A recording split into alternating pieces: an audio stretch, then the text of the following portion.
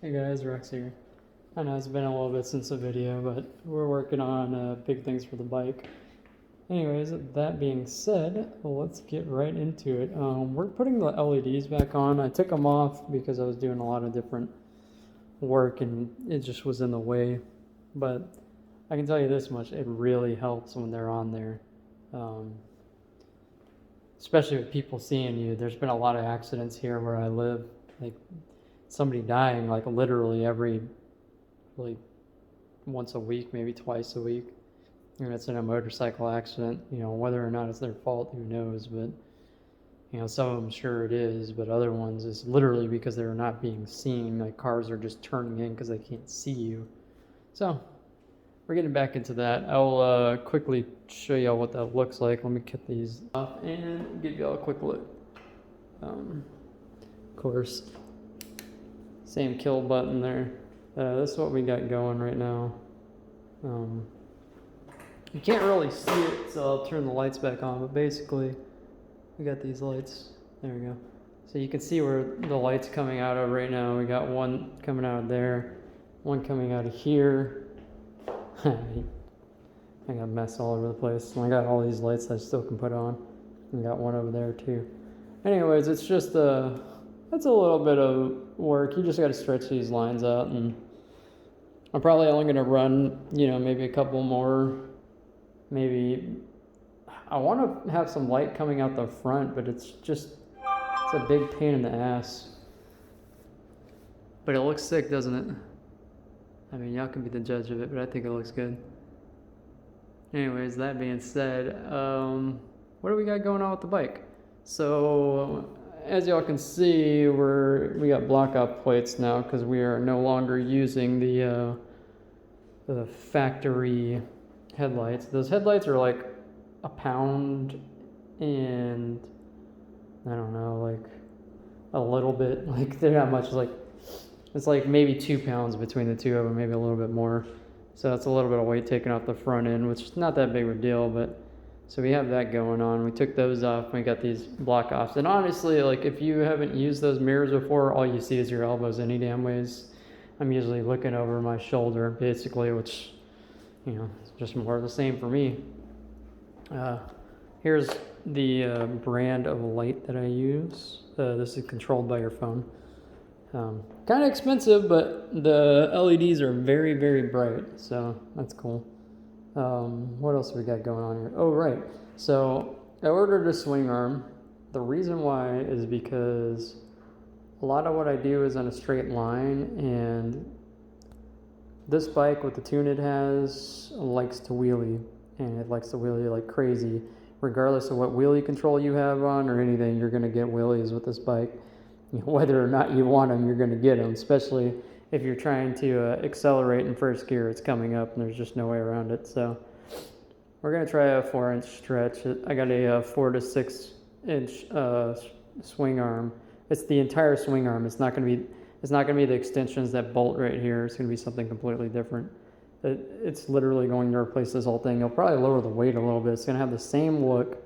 So it's going to look exactly like how the bike looks normally. It's just, instead of having this, it's going to be a straight back thing. It's going to have like 4 to 6 inches past here. So it'll probably be like, if I had to guess, it's probably going to be like right here, because stock is right here, right? So you're talking about probably like right here is where the middle of the tire is going to be. So it's probably going to be almost flush with the end of the tail. So something like that. It's going to go back that much.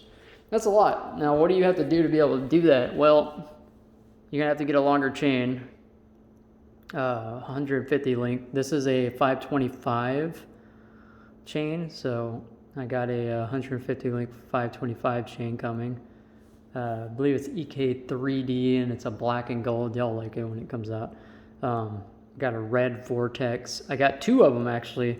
I got a 42 and a 43. 43 is stock with a 16 in the front, so I got a front sprocket as well. They were super cheap. I think I paid like a total of like $120 between the 3 sprockets that I got. So new sprocket and chains, we're gonna have all that on there. Probably won't be in for another couple of weeks before I actually get it, but it is what it is.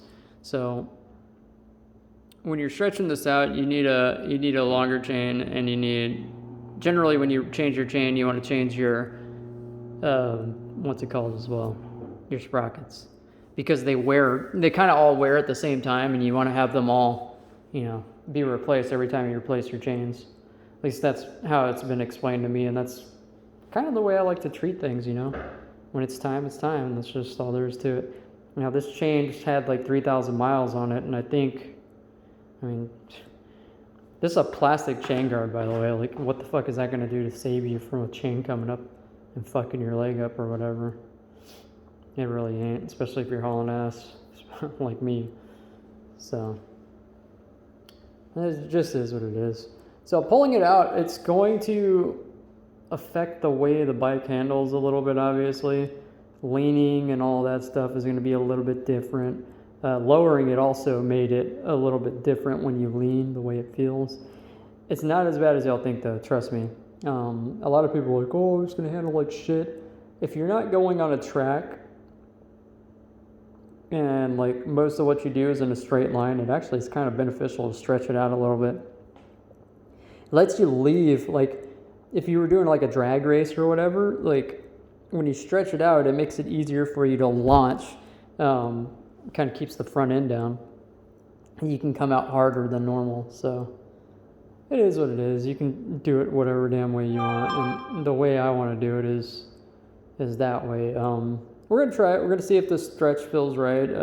I can always bring it further out. It's also gonna have a nitrous bracket on it, and there's a couple of different ways to make power on a bike, and one of the ways is to put nitrous on it. Now, I don't know the full details of how I want to run it yet, but I've seen bikes making anywhere from 220 to almost 260 on this bike. It depends on how much of a shot you put in this, but you also have to, there's a couple of things you need to do engine-wise so you don't blow your fucking engine up, all right? So we're gonna work on that too. It's just you know, and it's not so much that I want top speed, I just want the acceleration. I want to get in front of these guys a little bit faster. And you know, CBRs aren't really known for being like the fastest unless you're on a track, right?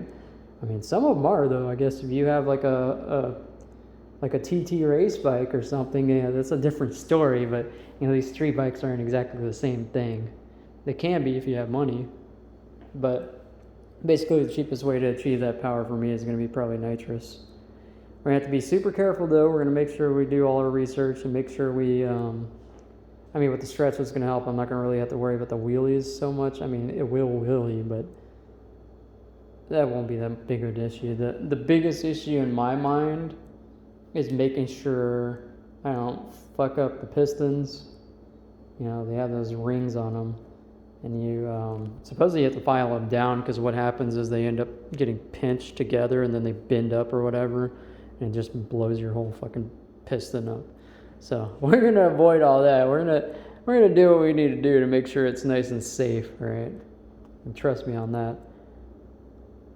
But yeah, that's what I got going on right now. We got the block offs here. The chain and sprockets, the Vortex sprockets, the chain's EK3D, 150 link, it's black and gold, 525. And then the swing arm, I didn't say who it was, but it's from Thompson's Custom Cycles.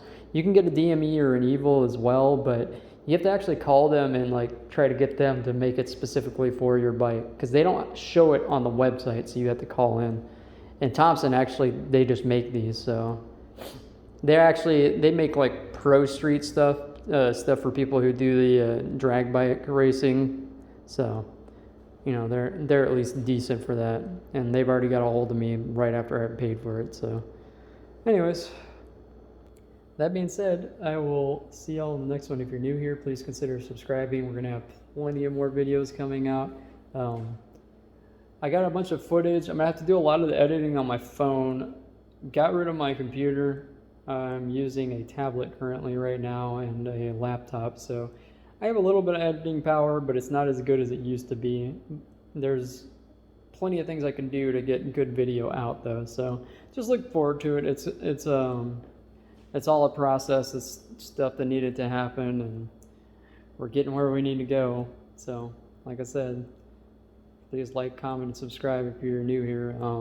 You know, tell me what y'all think about it. Tell me what y'all think the bike's looking like. What do y'all think about the lights? I know some of y'all hate it, but I mean, the reality is here,